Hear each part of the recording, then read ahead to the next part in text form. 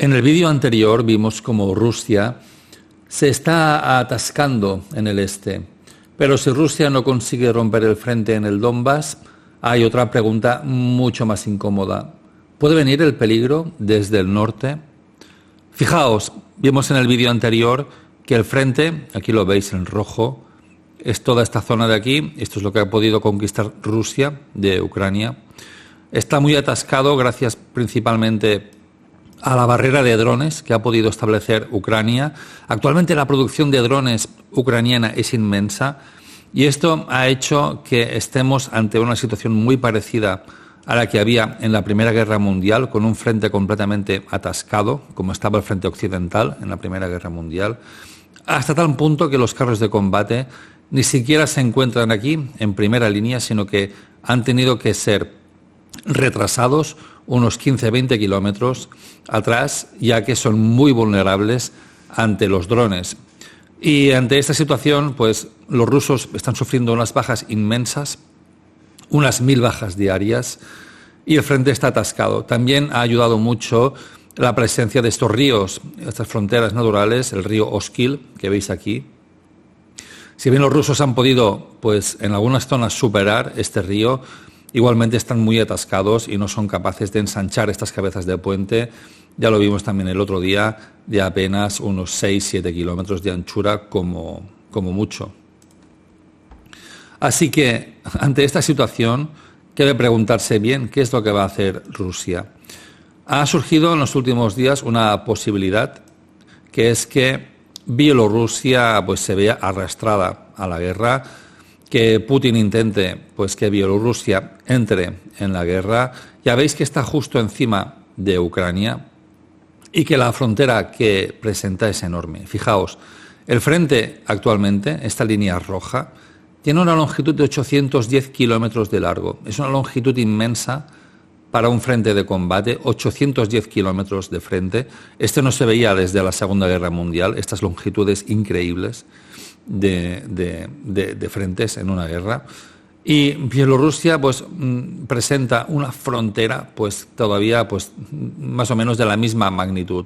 Si hacemos una medición rápida de aquí a aquí, fijaos que son prácticamente 600 kilómetros, pero de aquí a aquí son 486 y de aquí a aquí otros 129. O sea que fijaos que es que estamos hablando de otros 600, 700 kilómetros que Ucrania debería vigilar si Bielorrusia entrase en la guerra. Pero esto es posible, siquiera. Bien, fijaos que la situación sería muy complicada porque además Polonia, que está aquí la veis, pertenece a la OTAN, igual que las repúblicas bálticas, que las tenemos aquí, Estonia, Letonia y Lituania. Y esto que veis aquí pertenece a Rusia, este enclave de aquí. Así que la situación se volvería pues muy complicada con la OTAN si Bielorrusia decidiese entrar en guerra.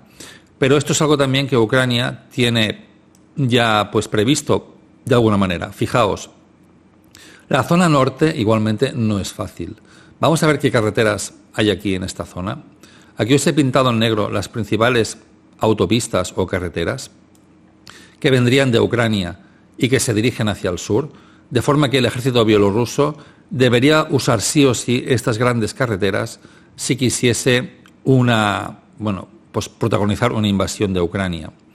El primer revés que se encontrarían los bielorrusos es que evidentemente Ucrania ha dispuesto minas en toda esta zona y además también está preparando una barrera de drones en esta zona.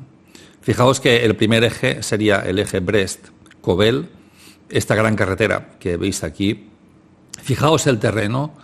Bueno, los bielorrusos se verían muy fijados en estas carreteras, porque fijaos que es una zona pues aquí con bastante bosque. Fijaos, es que es un bosque densísimo. Así que lo primero que vemos es que los bielorrusos se encontrarían obligados prácticamente a seguir estas rutas, muy encauzados hacia estos canales. Fijaos que si te apartas un poquito, por aquí hay muchísimo bosque, es imposible penetrar estos bosques con blindados. Así que, podrías hacer pequeñas incursiones con grupos operativamente muy pequeños, pero los bielorrusos se verán obligados sí o sí a encauzarse en estos grandes ejes. Y, por supuesto, esto Ucrania lo sabe y todo esto está hoy en día ya pues, perfectamente minado y protegido.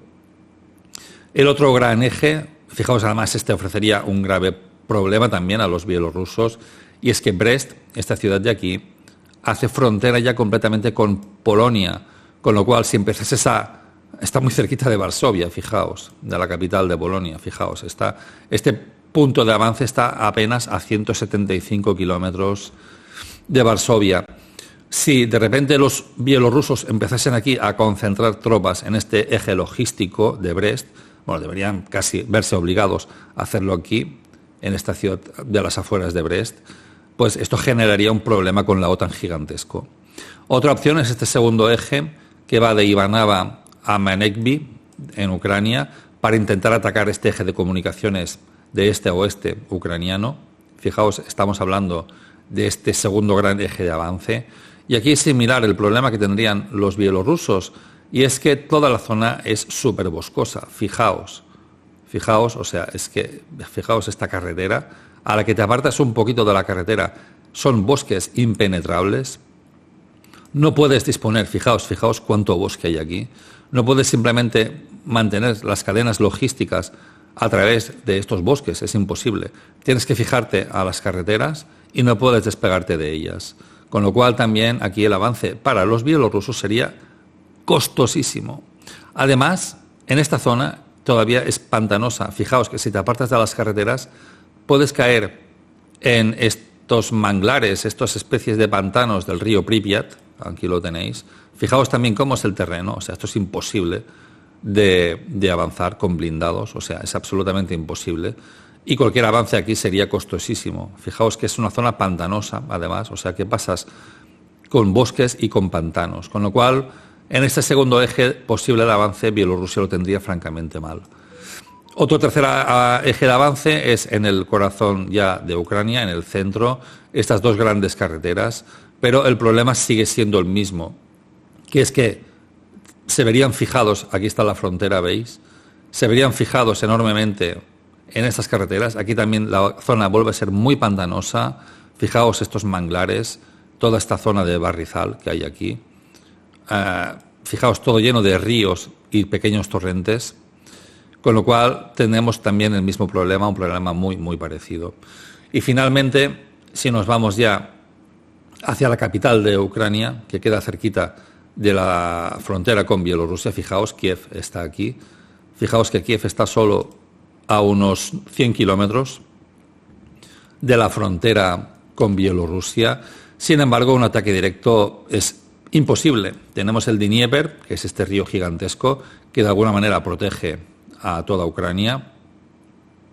Y luego las zonas de avance deberían ser pues, a través de esta carretera, la E95, con un eje logístico que estaría en Gomel por parte de los bielorrusos. Aquí acumularían todas sus tropas y se desplazarían por esta carretera hacia Chernigov.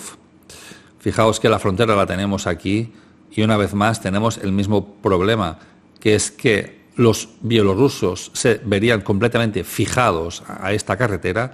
Y fijaos que es que toda esta zona es completamente pantanosa, no puedes apartarte de la carretera y por supuesto los ucranianos dispondrían una barrera de drones muy importante, al igual que si quieres atacar Chernigov, pues bueno, tienen por supuesto el aeropuerto y si te apartas un poquito de la carretera, al lado ya más más oriental, volvemos a ver los mismos bosques. Fijaos qué bosques que hay aquí.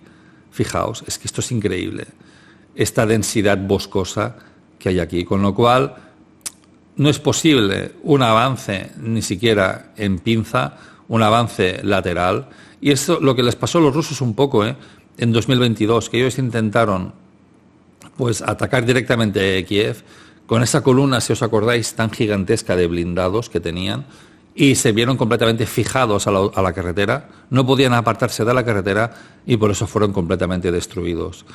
Así que las opciones para Bielorrusia son muy complicadas, realmente. Y luego está otro tema, que es que el ejército bielorruso no es como el ruso. O sea, el ejército bielorruso es muy pequeño, son apenas 70.000, 80.000 hombres, que se verían pues, bueno, apenas unas cuantas divisiones que se verían completamente, bueno, con unas bajas inmensas, inmensas completamente.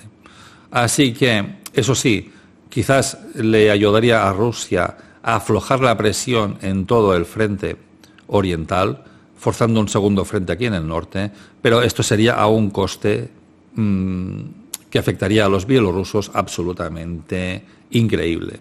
Pues bueno, aquí veis una vez más cómo la orografía importa y mucho, aunque la frontera esta es inmensa, más unos 700 kilómetros hemos dicho, ya veis que las posibilidades de ataque real son, yo creo que más bien escasas, debido a lo complicado del terreno y a que se verían obligados prácticamente a entrar en 1, 2, 3, 4, 5 embudos, en los cuales, por supuesto, los ucranianos ya les están esperando.